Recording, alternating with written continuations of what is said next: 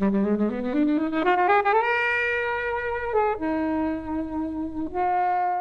think I was slightly lukewarm on it the first time I saw it, but the more I've watched it, I think it's one of my favourites. I love it. It wasn't the same hit that Pulp Fiction had for me, but I think it does, it does kind of age really well. It's a great adaptation. Absolutely love the soundtrack. Pam Grier is fantastic. I think she's just phenomenal. I think Robert Forster is phenomenal. It also feels like the other characters are fully formed in a way that maybe they're not in something like Pulp Fiction. And I say Pulp Fiction at one point was my favourite film of all time. Like, I adored it as a teenager, and I would gladly go off and watch it again. But there's something here about the three-dimensionality of everyone that I really like. Hey everyone, and welcome to this episode of Flixwatcher podcast. Today I'm joined by Will. Hi there. Russ. Hi. Helen. Hello. And we're going to be talking about Jackie Brown. Thank you as always to the mighty people for the mighty, mighty tunes. And thanks to Ben from Rockwood Audio for his awesome editing skills. Please do remember to write a review and rate us on Apple Podcasts and anywhere you can do where you listen to the podcast, because it really does help us. And you can join in the conversation with us on Twitter At FlixWatcherPod and on Instagram at Flixwatcher. Hello, film fans. Welcome to Flixwatcher podcast. Joining us today, we have Russ and Will. Over to you, Will, to say hello and tell the listeners a little bit more about who you are and what you do, please. Hi there, I'm Will. I'm an occasional contributor to other podcasts. I've been on Russell's a few times. We've just recently done a mini-series of the Jurassic Park Connections, which was connected to Jurassic Park quite loosely in some cases. Yeah, I was looking through it. It didn't quite make sense at a first look as to some of the connections with the Jurassic Park. Give us one of the more tenuous ones, and why. A very tenuous one was Exorcist 3, because Samuel L. Jackson briefly appeared in a dream sequence. So, to say it was tenuous was, Sure. But it was a chance to talk about Exorcist 3, so. Everyone needs that in their life. Russ, who are you? So I'm Russ. I am the host and showrunner of a podcast called Not Just for Kids, which is mostly a podcast about family films and the films you grew up with. But I do sometimes go out on tangents that are nowhere near connected to that. But for the most part, I talk about family films. I talk about the 90s. I talk about musicals. I talk about Studio Ghibli, and right now I'm talking about modern animations, the last 20 years of animation, and how wild it's got in the last 5 or 6 years with some amazing films. I love the way you call yourself a host and showrunner, like you're. They're the same thing. But I was listening to you. I looked for films that we'd both done on here and on your show, and one was the How to Train Your Dragon, which then went into the How to Train Your Dragon series, and that's generally one of my favourite film series in the entire world. And we had How to Train Your Dragon on here, which is a pleasure. But so tell us about the kind of the family films side of things. Why is that important to you, and why do you think it's a key? So I am a father, so I have 2 kids, and I kind of over the last 6 years I have watched mostly family films. Like, I do watch some other stuff, but I do watch a lot of family films, and so I had this idea a couple of years ago to look at them, because I don't think there's a podcast there's a couple, it doesn't get the same kind of attention as other genres. And I think it's important to kind of understand the films we've watched and where we come from with those, and the films that kind of shape us. So I am obsessed with Jurassic Park because I saw it when I was 4 or 5 and it terrified me. Oh, wow. I couldn't get through it. I saw it in the cinema with my dad and I was too young. Yeah. And I couldn't get through it. He took me out after the second T-Rex scene, but I became obsessed with it. So that kind of was the idea. And as I think a lot of people who love films and other subjects, started a podcast during the first lockdown. And I thought it'd be one series and I'd be done. I had this idea to look at certain 10 years of animation in the West. I thought it'd be done, but I kind of love it. I kind of love just talking to people. So I get a guest on every episode. Some are I have semi-regular guests like Will and a few others, but there's also I get on other podcasters, I get directors, get on actors, stuff like that. Just people I think are interesting. I get on to talk about films because I'm fascinated with what people think about films, and so that's how I've ended up having this podcast that's now run for just over 2 years. Well, we're here talking about your film, your choice, I should say, and that is Jackie Brown. Can you tell us, first of all, why did you choose Jackie Brown? And then I'll get the timer up, and you've got a minute or less to give us the synopsis. Yeah, so I wanted to pick a film that I probably wouldn't cover on my own podcast. So I kind of threw all the numerous family films that are on Netflix out of consideration. But Tarantino was this like director for me. We'll probably get into it, who I guess when I transitioned from a certain kind of film to more adult films, Tarantino is one of those directors that was instrumental in that. And Jackie Brown, I have a huge love for it. I haven't watched it for years, so I thought we'd go for that one because I love this film.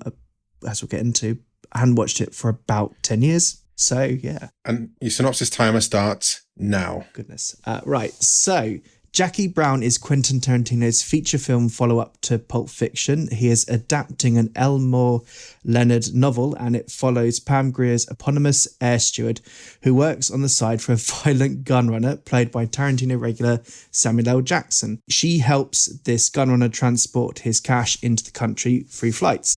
She is busted by law enforcers and pushed to become an informer for them, and so she sets in motion a plan, with the help of a smitten bail bondsman, played by the wonderful Robert Forster, that could bring her the cash needed to leave LA and find a better life elsewhere. All it requires is her to escape prosecution, outwit the police and Jackson's criminal, and make it through her scheme without being killed in the process. There you go. Well done. I had written that beforehand. Yeah, I could tell. How many people had seen... How many people had not seen this before? Everyone's seen this. Well, yeah, I'd seen it. There you go. That's the time. I'd seen it before a couple of times. Tarantino is, I think, our most repeat viewing director. There's an eloquent way of saying that, and that wasn't that. But he's the director who had most on this podcast. There you go. That's a better way of saying it. And the first Tarantino we had on was Pulp Fiction, and one of the guys that came in had never seen Pulp Fiction before. And I was both like enchanted by this fact. I was like so happy for him and also jealous at the same time that he was watching for the first time. I was just like, because when you said about Tarantino being like a keystone director for you, because Pulp Fiction for me is like, oh shit, films can be like really like dialogue driven and be really cool at the same time. Whereas before, not necessarily, but there was a leaning towards like action films and things happening and people's heads getting cut off or whatever. But Pulp Fiction for me is like how much the dialogue can drive things. Anyway, so yeah, we've had Tarantino here quite a lot, and we're gonna, whatever the score we get, Helen has prepared a Tarantino list, and we'll see where Jackie Brown ends up here. Will, so you said you haven't seen it before. What are your thoughts on Jackie Brown?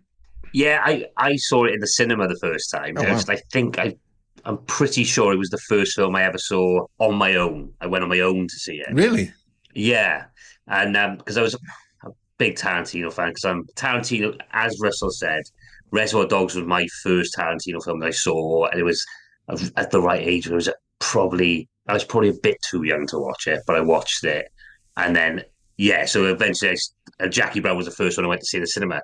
I think I was slightly lukewarm on it the first time I saw it, but the more I've watched it, I think it's one of my favorites. I love it. What about yourself, Hel? So I can't remember. I definitely didn't see it at the cinema, and I remember watching it after Pulp Fiction, and I remember really, really, really loving the soundtrack, but not maybe being as like blown away from it. And then subsequent rewatches, I think I like it more and more.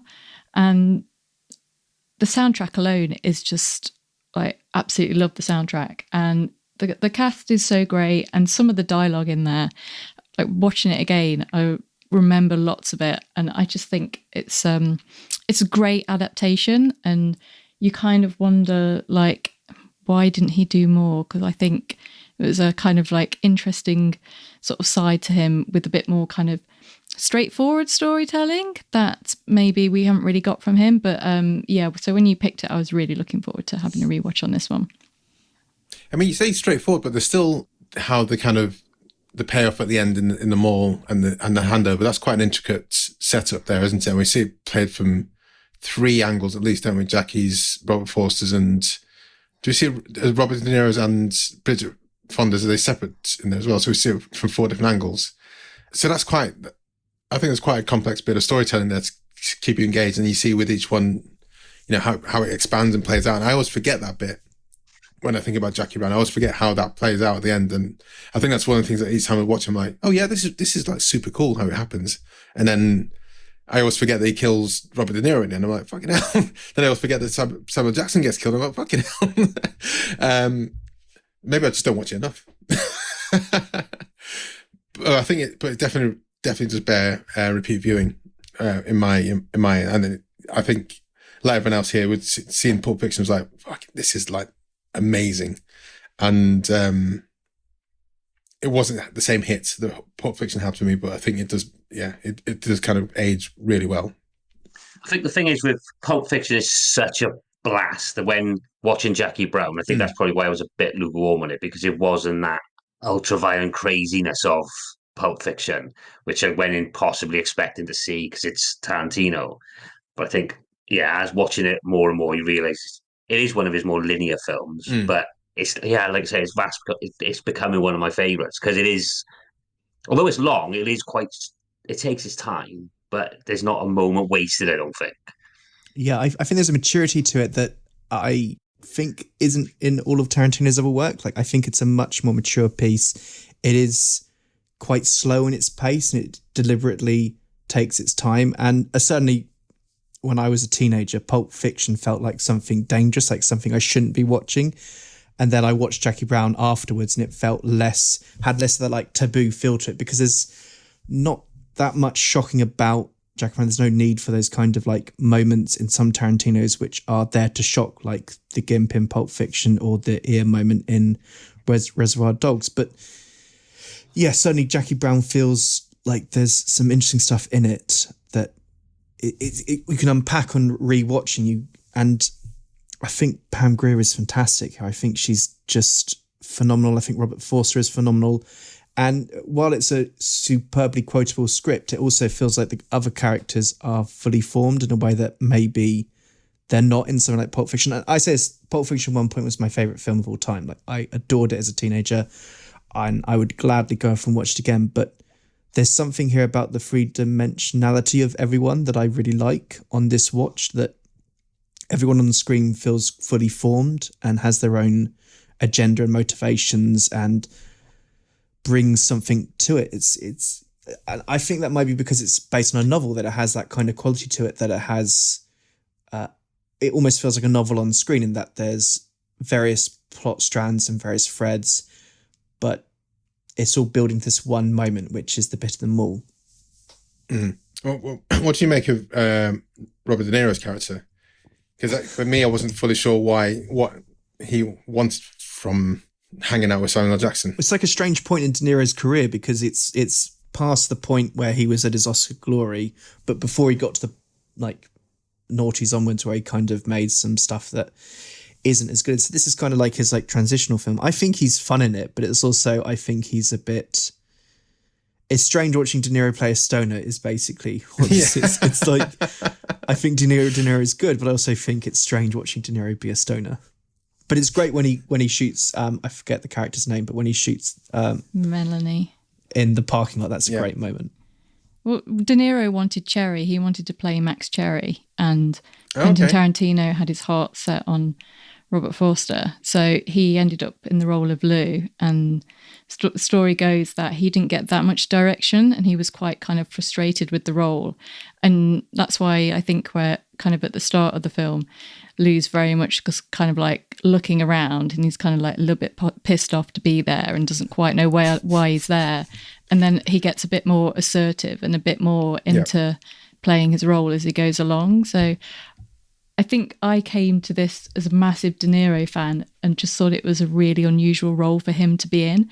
I think mainly because he was a little bit of a side character, and also just was kind of like this real idiot, really. I mean, Lou's not very intelligent, and he clearly has anger issues, and he's just kind of like a bit of a bum. And I'm like, I'm used to De Niro being like the main guy and kind of like having the balls and stuff and putting things in motion, and here he's playing just kind of like a nobody, really. He's been in jail, he's now out, he's just hanging around, smoking weed, being yelled at by Melanie. Can't remember where he parks his car. He's all sweaty, wearing bad clothes. Because that when he kills Melanie, that was like not as visceral as Tarantino's used to show, but it's still like, holy fuck, where did that come from? Yeah, I know he's pissed off with her, but it's still, like I said, a few minutes ago, I'm still surprised each time it happens. It's just not the way the tonality of the film's going up until that point. Tarantino apparently toned down the violence after the reviews of obviously Reservoir Dogs, the ear scene, and Pulp Fiction being really violent. He decided that he was still going to have those moments, but have it off screen. So it's kind of like getting away with it. And there are long stretches of this film where there's no violence at all, where it's really mostly at the beginning and the end that we get the violence. The rest of the time, it's not that violent a film. It's more about almost downtime with these people. A lot of it is like just downtime with these people, and I can see why that.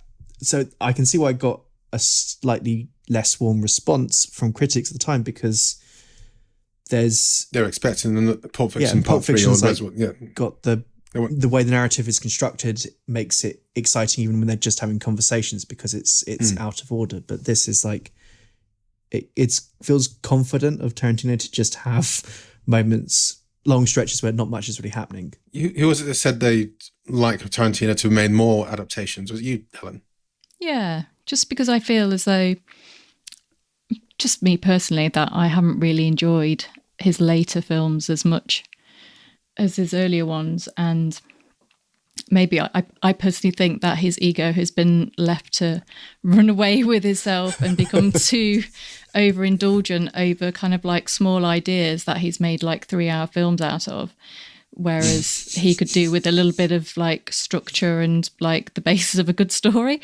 That's my personal opinion. Like, I know other people think his later stuff is still the dog's bollocks, but I just feel that he's been kind of like left to run wild, and it's just become a bit of a pastiche of Tarantino in a way. Or just go on with it, Tarantino, do what you want. Spend 3 hours riding around LA, essentially leveling a lot of it at Once Upon a Time in Hollywood. And also, because I still haven't seen it Hateful Eight, because I just thought the runtime just seems oppressive and I can't be asked. It's very long. It's very long. I mean, I had fun with Hateful Eight, but yeah, I have less interest in Tarantino when he's having a conversation of American history and past and cinema. And this is fascinating to me because it's a conversation he's having by adapting another creative's work. And is fascinating here to have that the rest of the time it's kind of his own ideas kind of percolating away, and they go off and, he kills Hitler on screen, which is entertaining, but also I think that there's the maturity here is what I miss a lot of the time. Like even Once Upon a Time doesn't have that, even though it is quite long. I just really love it when they're record shopping. More record shopping, maybe. This is definitely his most restrained film. Yeah. And it helps that he's not in it, because that's is when his ego goes, like when he appears it, he's always terrible. But this is just someone letting him do his thing, whereas Jackie Brown, possibly because it's, like you say, it's a book previously, that it's more restrained. But yeah, I still love his stuff in the most part. But yeah, you could do with someone just saying, "Come on, Quentin, mate. Wind it in a bit. You don't have to be in it." You say he's not. You say he's not in it, but his voice is in it. He's the voice of the answer machine, so he's in it slightly. Oh, is he? And also, while we're talking about people who are in it, did anyone else spot the alleged Danny DeVito cameo at the start? It looks like him from the back, but when she's walking through Is this in the airport? Really? At the very start, if you watch it again, the back, because I was like watching it going, that really looks like Danny DeVito. And trivia would point that it is. Apparently they're like friends and stuff. So you can check back because it's at the start and see whether you think it is. But the cast is great. We've mentioned obviously Samuel Jackson's in it, and there's I think even though it's a really, really small role, Beaumont is such a memorable role. Paul Beaumont. Yeah. Chris Tucker. Obviously Bridget Fonda as well. Well, just talk about, Samuel Jackson is Quentin Tarantino's kind of go-to guy, isn't he? So when Ordell's is a really kind of scheming, but thinks he's super streetwise, but at the same time not really. And how when he tried to swindle Robert Forster's Bell's bondsman, and he was just like, "Yeah, I'm just telling you what I've got to do. If you want this to happen, if you want to get Jackie Brown out, you have to pay the money. There's no way you're going to get around it." And it's just like, "Oh fuck it, let's go on with it." He's like low-key conniving, and the way he dispatches the way he dispatches Beaumont in a way he would have clearly dispatched of Jackie Brown had she not been 10 times as conniving, is really interesting. And I think that's the thing I kind of take away, is that I still haven't kind of worked out how she's worked out the plan and made it work. And I think that's a really special part about the film, is that she's unfortunately kind of found herself in this dead-end job, but she seems to be head and shoulders above everyone else in terms of street smart and intelligence and just sass as well. And you can see why Robert Forster's like made up with her when the first moment he sees her. Yeah. I think Jackson's great here. I think it's really an interesting performance, given that, again, this comes so soon after his turn in Pulp Fiction. This is a much less cinematically cool figure, but there is that complexity to him, and he's kind of monstrous from fairly early on. And yeah, he's very compelling in this. I think he's great in this. And I love Robert Forster. I think Robert Forster is wonderful in this. I think it's a really endearing aspect of this. There is this kind of romance bubbling away within this film that kind of isn't there in other Tarantinos for me. That it doesn't have. I think this is why I might like it so much, is because it feels his most human. That there's these human interactions going on within it that are kind of absent in other works. It's almost like this one doesn't always exist in Tarantino world, if you know what I mean, because Tarantino's his world is quite cartoonish. The violence is always cartoonish, and it's still horrible, but it's ultra violence. And whereas Jackie Brown feels almost, like you say, more human, more grounded. It's definitely not in Tarantino land. It seems like it's what a fun theme park that would be. No, yeah, not one for the kids, no. But yeah. But yeah, it just feels, like you say, a more human, restrained film where, and that might have something to do with him, again, not being in it as such. But yeah, it's definitely... You really take against Tarantino's yeah, face. I hate him when when he's in things, especially when he's got an Australian accent for no apparent reason He's whatsoever. Pretty bad in Django Unchained, yeah. Oh, so bad. But yeah, it's his most tender, probably not the right word, but it's his most human film. There's one other person, Michael Keaton. There's like the period of time where he just kind of pops up, and obviously he reprised his role, or did he do it before? I can't remember. Obviously, Ray Nicolette in Outer Sight. Yeah, which is also a film we've recorded here, guys. Yeah, it was really cool. I mean, I love Keaton. I think he's amazing. And Dope Sick was, a recent TV series he was in. He stole the show. And yeah, absolutely. Every time it comes on, it's brilliant. It's absolutely brilliant. He also has a great costume I remember the costume's been quite great in this. Like, Keaton's wearing, I think, a cool jacket at one point. But yeah, Keaton is very cool here. And they all have this kind of low-key coolness to them. They all have that kind of Tarantino coolness that's just, it almost oozes from the screen. It's great. But yeah, I love Keaton in this. But again, outwitted by Jackie Brown at every step. Everyone is outwitted by Jackie Brown. By the end, it's wonderful to watch. I think we should mention the soundtrack is an absolute banger as well. Yeah, such a good soundtrack.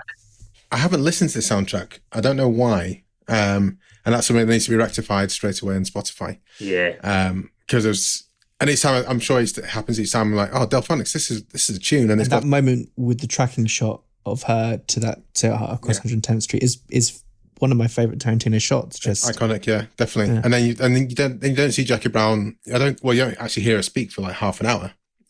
She's not in the film for quite a while before she actually makes the first. Before she first speaks, which is quite interesting as well for the main character, for the title character of the whole film. Okay, let's head to the scores.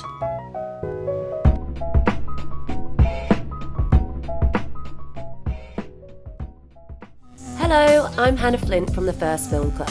a film podcast series dedicated to established and emerging talent, both in front of and behind the camera, and the feature debuts that launched their careers. From the new drama Mass to the cult classic Heathers, each episode is dedicated to a film, a guest, and the behind-the-scenes stories, memories, and advice from their time on set. Find us, the First Film Club, wherever you listen to your stripped media podcasts. Come join the club.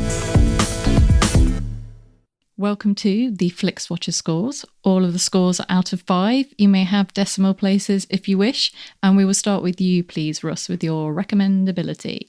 I would give this a 4.5 because, anyway, people who recommend this to now, I think, are mature enough to watch this. I think as teenagers, we're not quite mature enough for this film, but now I think we are. And I think that I just feel like this film is great. It's really entertaining and it's Tarantino at his most interesting. So go off and watch it. So it might be 4.5 for that. Will? Yeah, I'd go along with a 4.4, because I think it's a Tarantino film. Even if you're not a fan of Tarantino's thing, you could recommend it and say, well, try this one, because it's not as Tarantino as others. So yeah, I go along with a 4. Helen?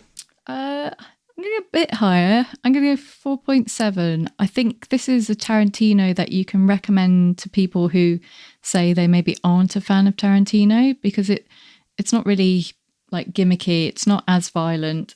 It's still like quite sweary.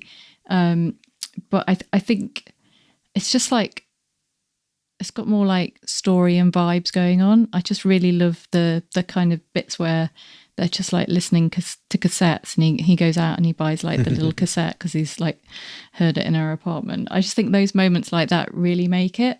And like, I love the soundtrack, and I just think it's really interesting De Niro performance as well. So yeah, 4.7. I was really nostalgic for like record shopping when he went and bought that soundtrack. Like, I haven't done that for like years. Genuinely haven't gone to a record shop, and I used to spend all my money as a student on CDs, and I pined for that. Anyway, my score, I'm going to go for 4.2. I think not my favorite Tarantino, perhaps, though, as you guys have said, one that's easier to recommend to people. It's a 15. I think it's a bit longer than it needs to be, and that probably plays into the repeat viewing score more than anything. So 4.2. Russ, repeat viewing score.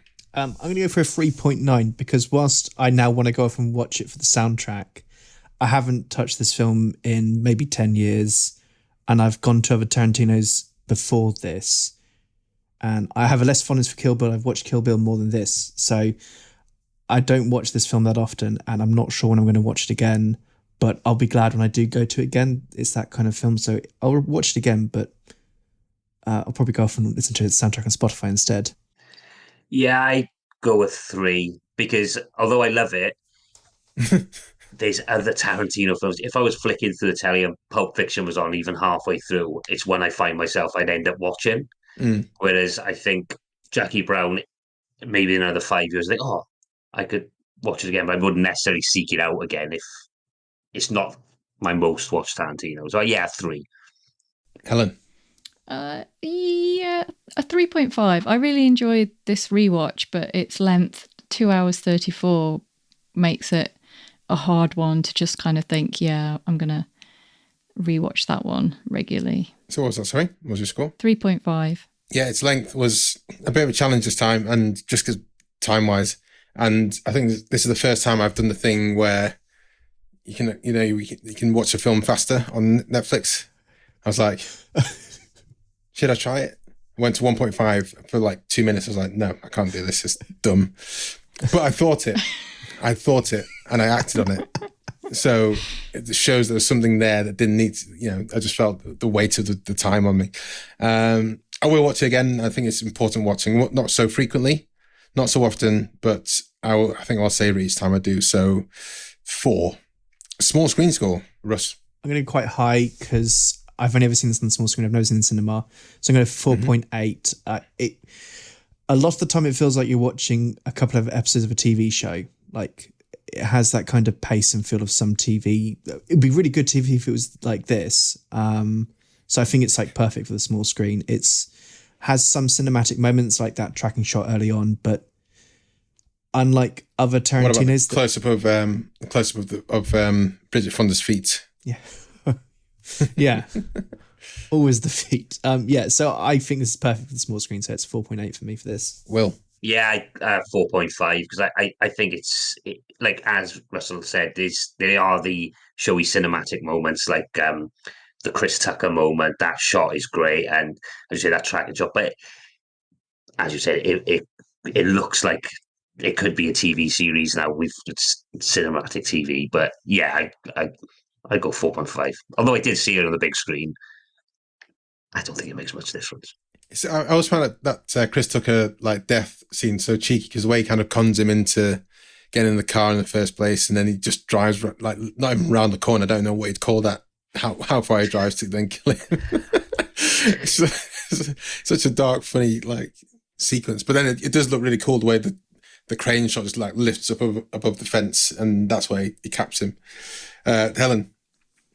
So this actually had came back to the cinemas probably about like a month ago, or maybe a bit less, a couple of weeks ago. Oh, really? And I just couldn't get to the cinema. There's a lot of films coming back to the cinema recently, aren't they? Well, Pam Grier came to the Ritzy Cinema and did a Q&A. And yeah, the date, I just couldn't make the date, unfortunately.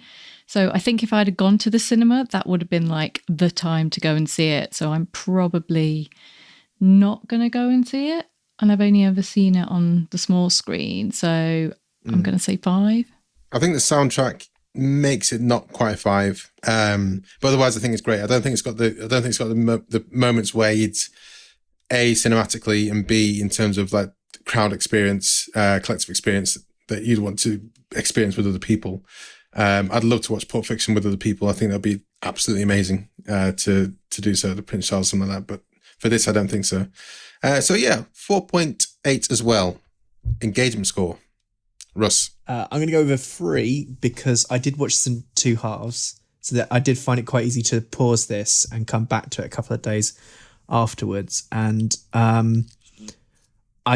much as I'd love that it's got that kind of pace to it, that it is slow, I think you could easily do this in a couple of chunks, and I don't think I need to watch it all in one sitting, so it is just a 3 for this. There's that bit of The Irishman. There was like, shortly after The Irishman came out, a few people posted how you can watch it in smaller chunks, didn't they? Yeah. And like make it like a mini series rather than just make it a film. I don't think that's necessarily the case with this, but it's it's good to know the films where you can just stop, come back to it later on. Will. Yeah, I'd go with a 3 because it is it's quite languidly paced. It takes its time. So I'd go with a 3. Helen. Yeah, I mean, I'd probably say like this film is probably like 70% story and 30% vibes. And like the bit that are just vibes, you can just like, yeah, that's kind of cool. But then you do have to pay attention at the end, and you do have to listen out to like who's going to carry what bag and who's telling what. And when the film does the different viewpoints, you have to be paying attention, because otherwise you'll be like completely lost. So I'm going to give it a 4. I was pretty much engaged, but I did do a little bit of IMDbing on the trivia just because I kind of had seen it a little bit before. I'm going to go for a 4 as well. And I think you do have to pay attention in sections. I think there are moments where you can come almost like close your eyes and just let the dialogue wash over you. But when she's setting up the heist and also the scene in the mall, I think from then on you need to be like on it, because it really does kick up a few notches. And that gives us an overall score of 4.03750. Okay, so as we said before, we've had a few Tarantino films in the pod for Flixwatcher.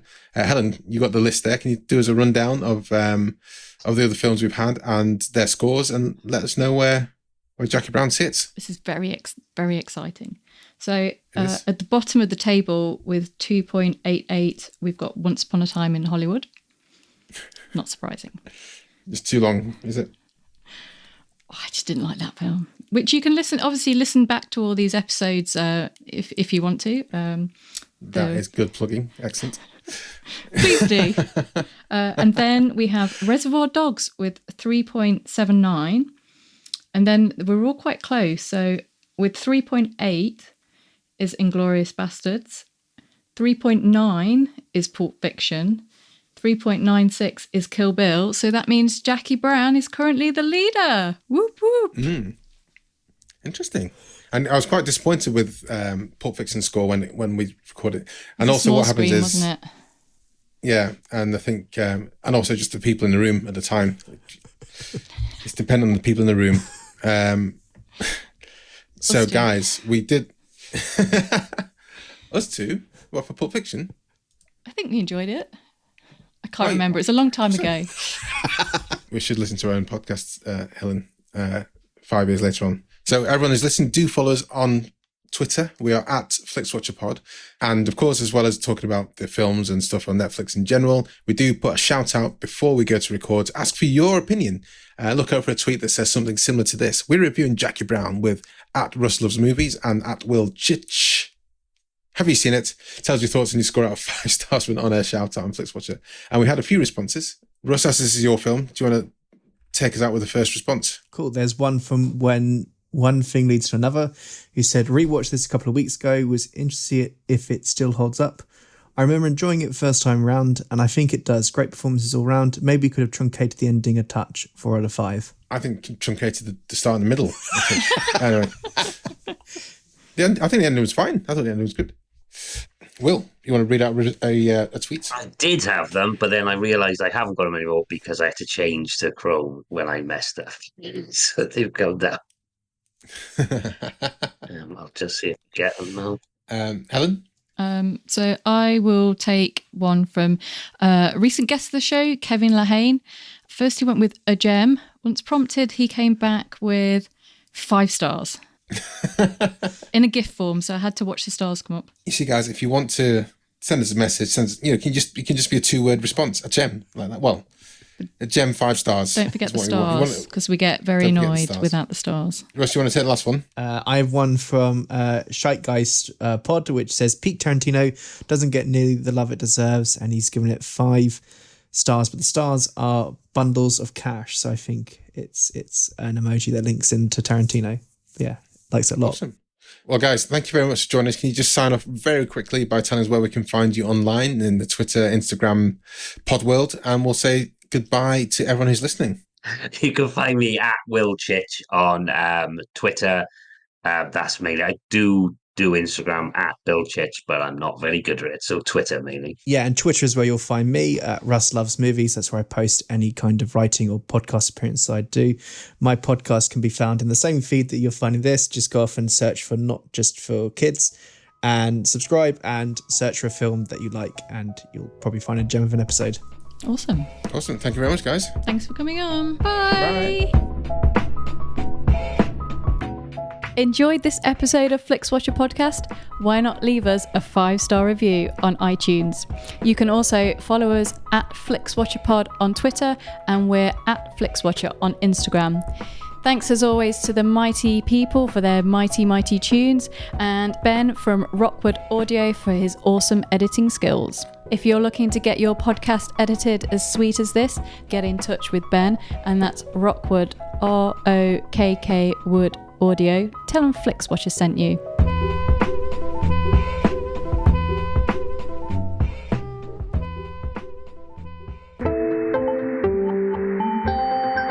You just heard a Stripped Media production.